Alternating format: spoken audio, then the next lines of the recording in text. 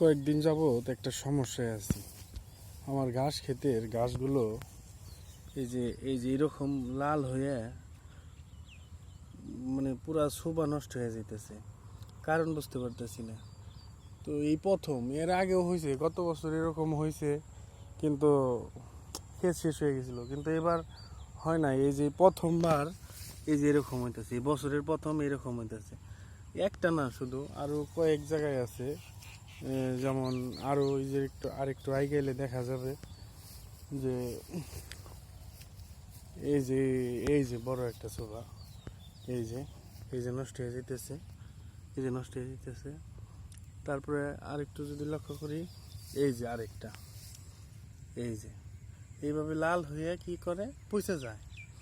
তো এইভাবে যদি এরকম হয়, তাহলে তো আমার পুরা জমি, ঘাসের জমি পুরাটাই শেষ হয়ে যাব। গতবার এরকম হয়েছিল, হওয়ার পরে দেখা গেলো আমি পুরাটাই ভাঙছি, ভাঙে আবার নতুন করে আবার ঘাস লাগাইছি। কিন্তু আমি ভাবছি যে চলে যাব, কিন্তু না, এই যে নতুন রোগ আবার আসছে। এই যে, তো আসলে এখন আমার কি করা যায়, আমি তো কিছুই বুঝতে পারতেছি না। আমার গরুর ঘাস যদি এরকমভাবে নষ্ট হয়ে যায়, তাহলে দেখা গেলো আমার তো সমস্যা।